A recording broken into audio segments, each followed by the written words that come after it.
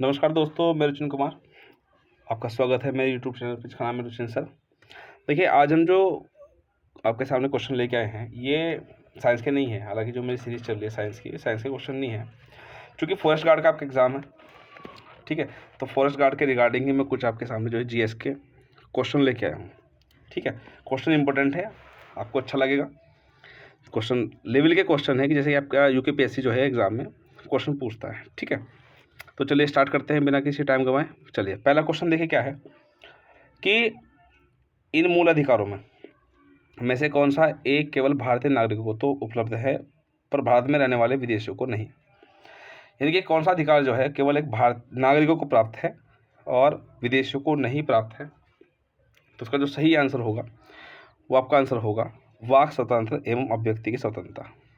ठीक है, तो वाक स्वतंत्र यानी कि जो अभिव्यक्ति की स्वतंत्रता है, जो अभिव्यक्ति की स्वतंत्रता है, अभिव्यक्ति की स्वतंत्रता है, यानी कि सीधी सी बात है। अगर इसका आर्टिकल देखा है तो आर्टिकल 19 का 1 है, तो ये केवल जो है केवल भारतीय नागरिकों को प्राप्त है। ठीक है, ये विदेशियों को प्राप्त नहीं है।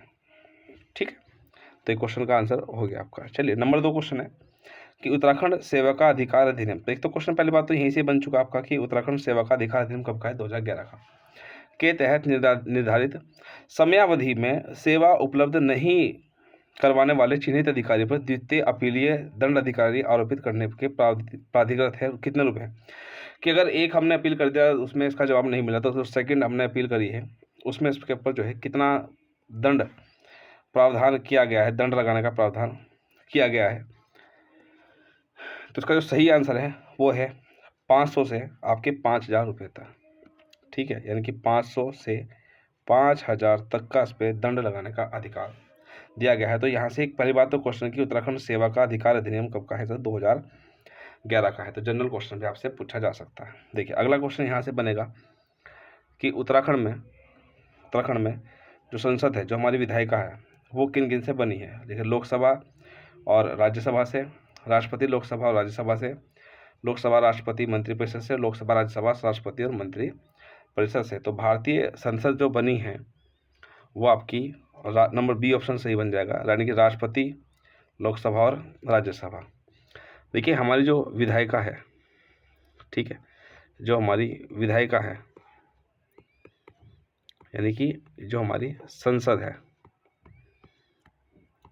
देखिए संसद के बेसिकली 3 अंग होते हैं इसमें। ठीक है, पहले जो होता है इसका लोकसभा, सेकंड उसमें राज्यसभा और तीसरा होता है इसमें प्रेसिडेंट यानी कि राष्ट्रपति।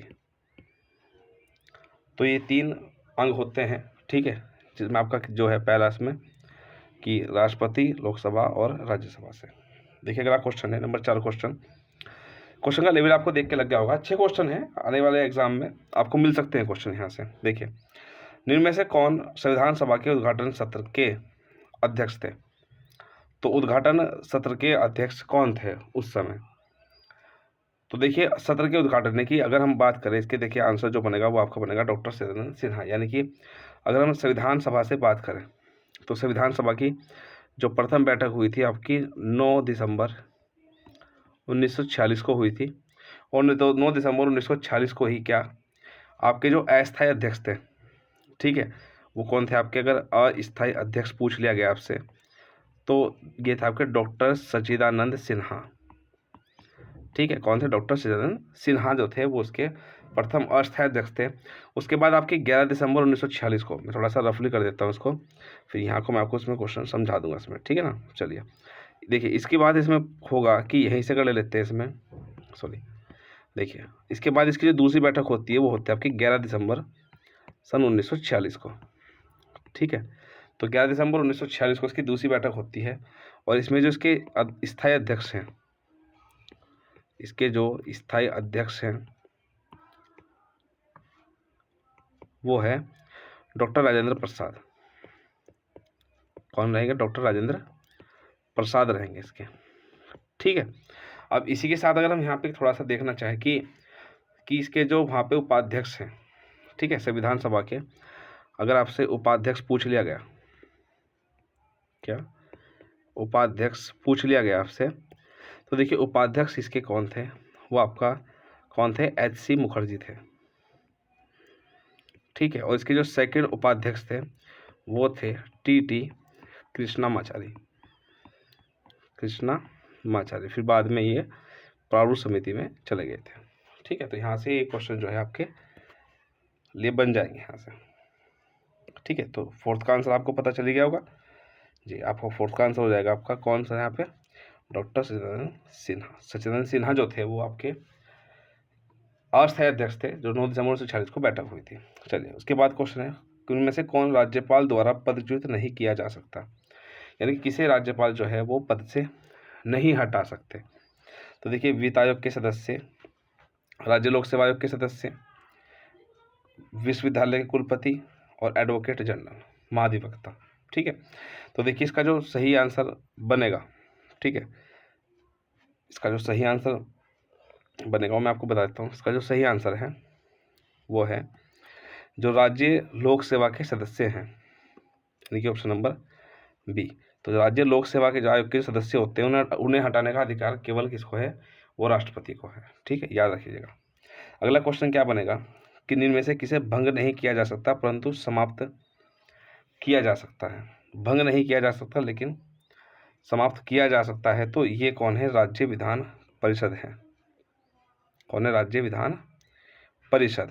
ठीक है, तो इससे जो है समाप्त, भंग नहीं किया था परंतु समाप्त किया जा सकता है, विधान परिषद की बारे में बात करते हैं। ठीक है, चलिए अगला क्वेश्चन है नंबर 7वां कि भारत की आकस्मिक निधि स्थापित की गई थी। तो भारत की जो आकस्मिक निधि है वो सन 1950 में स्थापित की गई थी। ठीक है, कब की गई थी? 1950 में स्थापित की गई थी। ठीक है, भारत की आकस्मिक, अगर देखिए, अगर आपसे पूछेगा कि भारत में धन का संरक्षक कौन होता है तो क्या होता है सर? अगर पूछ लिया जाए कि क्वेश्चन कि भारत में जो धन का संरक्षक है, धन का संरक्षक है वो क्या है आपका? वो है CAG। ठीक है, CAG मतलब कि नियंत्रक महालेखा परीक्षक, और इसके आर्टिकल जो 148 से लेके 151 तक चलेंगे। ठीक है, ये आप लोग इसमें ध्यान रखें। और जो कैग है वो जो हमारी लोक लेखा समिति है, जो लोक लेखा समिति है उसके मित्र गाइड मार्गदर्शक के रूप में कार्य करता है। ठीक है ना, इस चीज़ का आप लोग थोड़ा सा ध्यान रखें, ऐसे क्वेश्चन आने के चांस बन जाएंगे इसमें। ठीक है ना, चलिए अगला पेज देख लेते हैं फटाफट से। अगले पेज पे कौन कौन से क्वेश्चन हैं? अच्छे क्वेश्चन मिलेंगे सर। देखिए, आपको अच्छा लगना चाहिए, बस ये कंटेंट आपको अच्छा ही लगेगा क्योंकि क्वेश्चन सारे सिलेक्टेड ही हैं। ठीक है, चलिए देखिए अगला क्वेश्चन देखते हैं। यहाँ पे क्या क्वेश्चन है कि निम्नलिखित में से किसे 2019 में भारत रत्न प्राप्त नहीं हुआ था? देखिए 2019 का भी करंट आपसे, और चूंकि भारत रत्न से संबंधित आपसे क्वेश्चन जो है वो पूछ लेगा, तो इसका जो प्राप्त नहीं हुआ है वो है अटल बिहारी वाजपेयी जी को जो है प्राप्त नहीं हुआ था इसमें। ठीक है ना, चलिए अगला क्वेश्चन कि भारतीय संविधान के अनुसार निम्न अधिकारों में से कौन एक आपातकालीन जो इमरजेंसी है में निलंबित नहीं किया जा सकता? देखिए, भाषण का अधिकार, आवागमन की स्वतंत्रता, ठीक है, जीवन का आधार और संगठित होने का अधिकार। तो देखिए आपातकाल में जो आपातकाल है, अब देखिए आपातकाल भी क्या है। देखिए हमारे संविधान के भाग 18 में जो आपात उपबंध आपको दे रखे हैं, मैं थोड़ा सा यहाँ से क्वेश्चन कर रहा हूँ। देखिए मैं आपको ना एक क्वेश्चन में 2-3 क्वेश्चन बताने की कोशिश करूँगा। ठीक है ना, तो देखिए आपात उपबंध की बात करते हैं तो हमारे यहाँ पे 3 प्रकार के आपात उपबंध है। जैसे कि अगर हम बात करें सर आर्टिकल 352, तो आर्टिकल 352 देखें तो इसमें जो है आपका सशस्त्र विद्रोह है, सशस्त्र विद्रोह आपको देखने को मिलेगा। सशस्त्र विद्रोह के साथ इसमें हो सकता है आपका बाह्य आक्रमण भी आपका शामिल होता है, बाह्य आक्रमण भी आपका शामिल होता है इसमें। ठीक है ना, चलिए ये हो जाएगा। ठीक है, अब इसके बाद इसमें नंबर 2 देखेंगे आर्टिकल 356 356। तो ये है राज्यों में संवैधानिक तंत्र की विफलता, यानी कि अगर हम बात करें ये है आपका राष्ट्रपति शासन। कैसा? राष्ट्रपति शासन है। ठीक है, इसके बाद हम बात करते हैं इसमें आर्टिकल 360, आर्टिकल 360। आर्टिकल 360 जो है वो वित्तीय आपातकाल है। क्या है? वित्तीय आपातकाल। तो देखिए 3 प्रकार के उपबंध दिए गए हैं इसमें, ये आप लोग थोड़ा याद रखिए इसमें।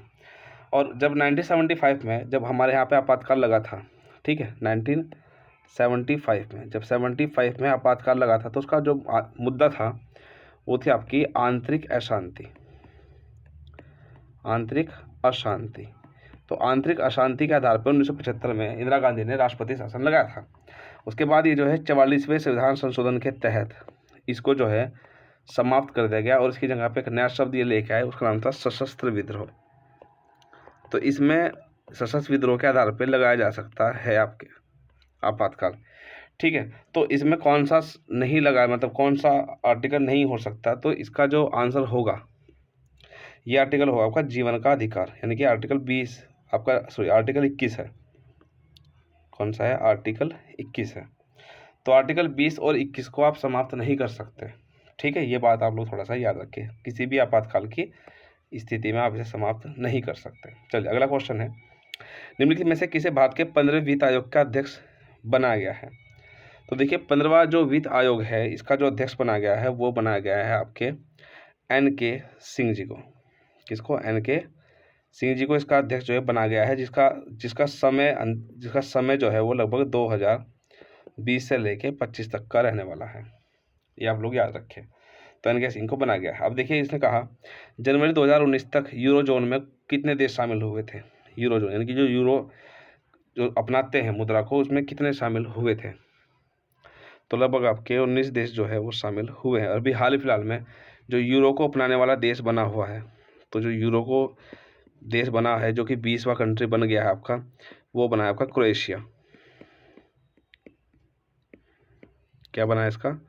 ये है क्रोएशिया। तो यूरो को अपनाने वाला जो 20वां राज्य है, देश है, वो आपका क्रोएशिया है, ठीक है। चलिए, किस देश ने समुद्र के नीचे पहली अंतर महाद्वीपीय रेल प्रारंभ की है?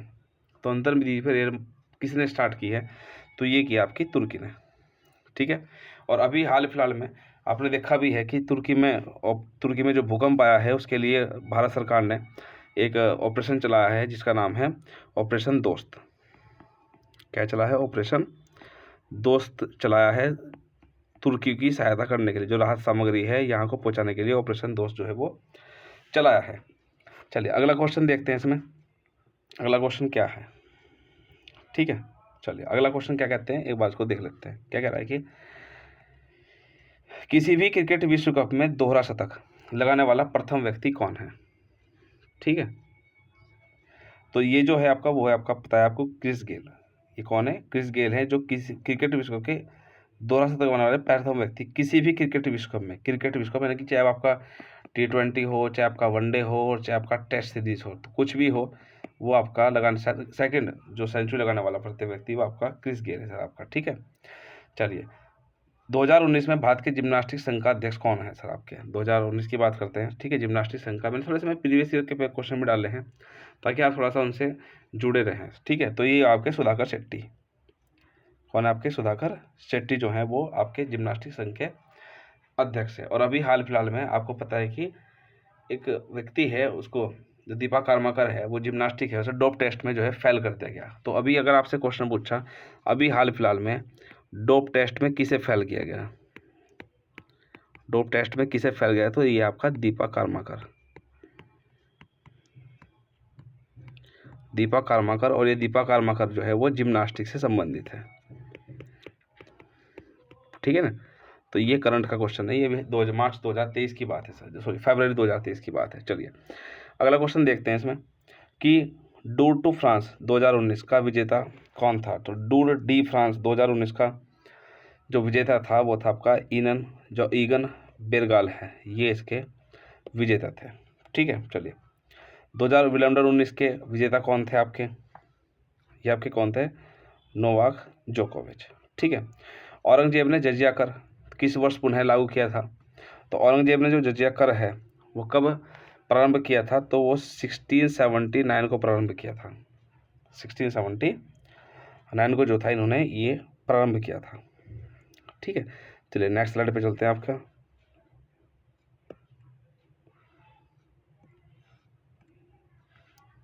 चलिए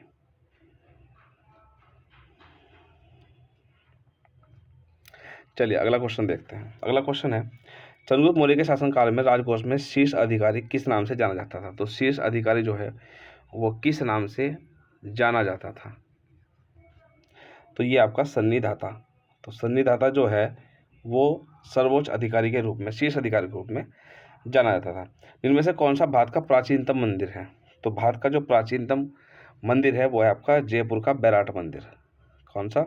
जयपुर का बैराट मंदिर। ठीक है, चलिए इसके बाद है, सुभाष चंद्र बोस ने दिल्ली चलो का नारा किस देश से दिया था? अब देखिए क्वेश्चन पूछा है किस देश से दिया गया था।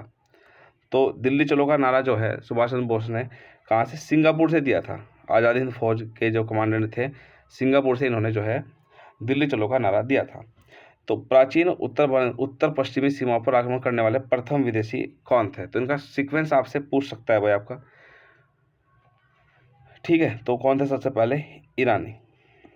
कौन थे सर आपके? ईरानी थे। ठीक है, कितने लोगों को ग्रीन नोबेल पुरस्कार मिला है 2019 में? तो कितने लोगों को प्राप्त हुआ है वो थोड़ा सा हम देख लेते हैं। ये आपका 6 लोगों को। तो 6 लोगों को जो है ग्रीन पुरस्कार, जो ग्रीन नोबेल अवार्ड है वो यहाँ से मिला है। ठीक है, चलिए अगला क्वेश्चन देखते हैं। देखिए, किसकी मृत्यु पर महात्मा गांधी ने कहा था कि भारतीय सौरमंडल में से एक तारा डूब गया है? ठीक है, तो ये कौन था आपके? लाला लाजपत राय। तो लाला लाजपत राय की डेथ कब होती है? कि जब भारत में 1928 में जब साइमन कमीशन आता है, साइमन कमीशन आएगा तो इसके विरोध में जो पंजाब में जो लाठीचार्ज हुई थी उसमें लाला लाजपत राय की डेथ हो जाती है। तो इनकी मृत्यु पर महात्मा गांधी ने क्या कहा था कि जो भारतीय सौरमंडल का एक तारा जो है वो डूब गया है। ठीक है, चलिए, भूकंप की उत्पत्ति जिस स्थान से किसी स्थान से जाना, मतलब उत्पत्ति जो है जिस स्थान से जानी जाएगी उसको किस नाम से पुकारते हैं? तो इसको बोलते हैं आपकी नाभि। ठीक है, जो मूल बिंदु होता है आपका उसको क्या कहते हैं? हम नाभि कहते हैं। अब इसके बाद क्वेश्चन है, सुनामी निम्न में से किसका परिणाम है? तो सुनामी जो है वो किसका परिणाम होगा? देखिए, सुनामी बेसिकली आपका भूकंप का परिणाम है। ये क्वेश्चन इंपॉर्टेंट बन जाएंगे। तुर्की वाले, अफगानिस्तान में जो भूकंप आए हुए हैं यहाँ से क्वेश्चन इंपॉर्टेंट बन जाएंगे, ध्यान रखना सर, ऐसे क्वेश्चन इंपॉर्टेंट बन जाएंगे आपसे।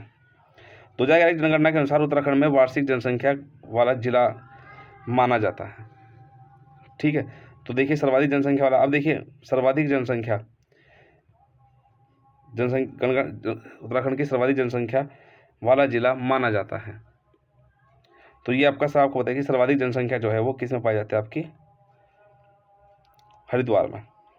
ठीक है, याद रखें। अगर पूछता है कि सर्वाधिक नगरीय जनसंख्या कौन सी सर्वाधिक नगरीय जनसंख्या है, तो सर्वाधिक अगर नगरीय जनसंख्या पूछा तो फिर आपका आंसर आपका क्या हो जाता है? देहरादून हो जाता है, वरना अभी इसका जो आंसर है वो क्या है? हरिद्वार है। दूसरी बात क्या है कि ओबरा बांध किस नदी पर बनाया गया है? तो ओबरा बांध जो है वो किस नदी पे? रिहंद नदी पर बनाया गया है। ठीक है, तो रिहंद नदी पर बनाया गया है। ठीक है, अब इसके बाद देख लेते हैं इसमें और क्वेश्चन।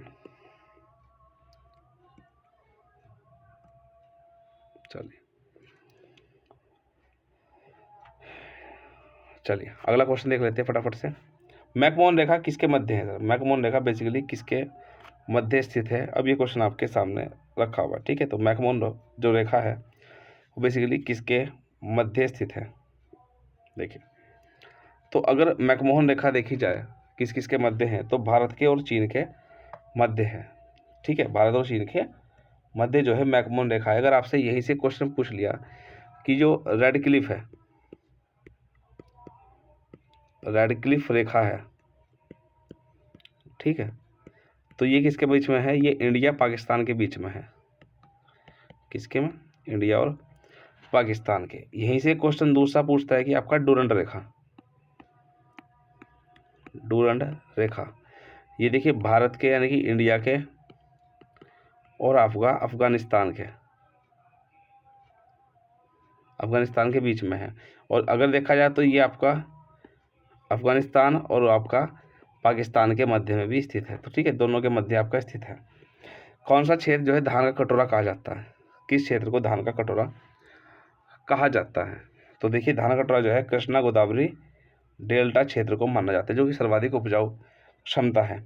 शिवा समुद्र जलप्रपात किस नदी पर बना हुआ है? तो देखिए ये आपका कावेरी नदी पर है। किस नदी पर? कावेरी नदी पर बना हुआ है। ठीक है। अब देखिए ये मैलाइक खनिज है। देखिए मैलाइक खनिज जो है वो तांबे का है। ठीक है, मैलाइक खनिज किसका है? वो तांबे का बना हुआ है। ठीक है, चलिए उस पदार्थ का नाम बताइए जो हड्डियाँ व दांतों में पाया जाता है। तो हड्डी और दांतों में कैल्शियम क्या पाया जाता है? देखिए कैल्शियम तो देखो चारों में कॉमन है। ठीक है, लेकिन ये क्या होता है कि आपका कैल्शियम फास्फेट। तो आपका जनरल साइंस से क्वेश्चन है, कैल्शियम फास्फेट है आपका। ठीक है, अब इसके बाद क्वेश्चन क्या बनेगा आपका? सॉरी, इसके बाद क्वेश्चन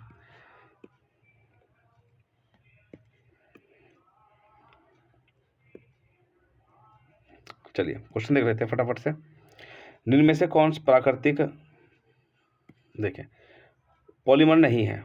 कौन पॉलीमर नहीं है? तो देख पॉलीमर जो है आपका प्लास्टिक नहीं है।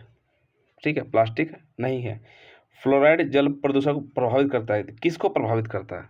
ठीक है, अंग पूछा गया है तो ये आपका दांतों को इफेक्ट करता है। जो पाइलर रोग होता है फ्लोराइड की वजह से होता है, जब बैक्टीरिया की वजह से। लेकिन अगर बात करें फ्लोराइड, तो फ्लोराइड की इसकी वजह से दांतों की डिसीज होती है। ठीक है, ठीक, विकासकारी सफलता के लिए उत्परिवर्तन होना चाहिए। तो उत्परिवर्तन किस में होना चाहिए सर?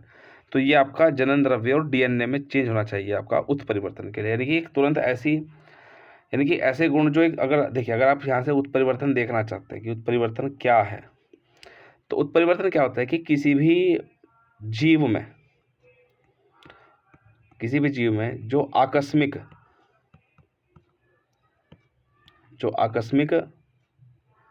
परिवर्तन है,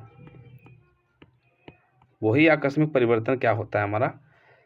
उत्परिवर्तन कहलाता है। ठीक है, चलिए इसके बाद है 1870 क्रांति में मार्क्स और एलिस द्वारा लिखित पुस्तक का शीर्षक क्या था? ठीक है, पुस्तक का नाम क्या था? तो the first Indian war of the independence. ये क्वेश्चन है। ठीक है, ये बड़े बेहतरीन क्वेश्चन मैं आपके सामने लेके आऊँ। बस आपसे एक ही चीज़ है, रिक्वेस्ट तो नहीं करूँगा, खैर ठीक है, एक ही बात है बस कि आप जो चैनल को जो हमारा चैनल है इसको लाइक करें, ठीक है, शेयर करें और सब्सक्राइब कर दीजिए। ठीक है, देखिए मैं क्वेश्चन 1 बाय 1 ऐसा नहीं कि साइंस ही पढ़ा दूंगा, मैं आपको हर टॉपिक पढ़ा सकता हूँ 1 बाय 1। ठीक है, बहुत से कहते हैं सर क्या निकला हुआ है आपका टॉपिक जो है। ठीक है, क्वालिटी छोड़ दीजिए कि क्या निकला हुआ है क्या नहीं निकला हुआ, चीज़ को छोड़ दिया, आपको अपने पढ़ने से मतलब है। ठीक है, देखो पहला ट्रांसजेनिक उत्पादित पौधा कौन सा है? तो ट्रांसजेनिक उत्पादित जो पौधा है वो आपका तंबाकू है। ठीक है, तो ये 40 क्वेश्चन मैं आपके टॉप 40 क्वेश्चन जो है आपके सामने लेके आया था। उम्मीद है आपको अच्छे लगे होंगे क्वेश्चन की। देखिए प्रकृति आप खुद देख लीजिए आपका तरीका क्या है कि इतने अच्छे क्वेश्चन है आ सकते हैं एग्जाम में। फॉरेस्ट गार्ड हो चाहे आगे बंदी रक्षक का हो चाहे आपका ऐसा ही हो, और बंदरों का मतलब खैर साइंस ही आएगा। ठीक है, तो आप इन क्वेश्चनों को जो है बार बार देख लीजिए और वीडियो को जो है ज़्यादा ज़्यादा अपने जितने भी फ्रेंड सर्किल है, जितने भी व्हाट्सएप ग्रुप्स हैं उसमें आप इसको शेयर करिए। ठीक है, तो मिलते हैं अगली क्लास में। धन्यवाद।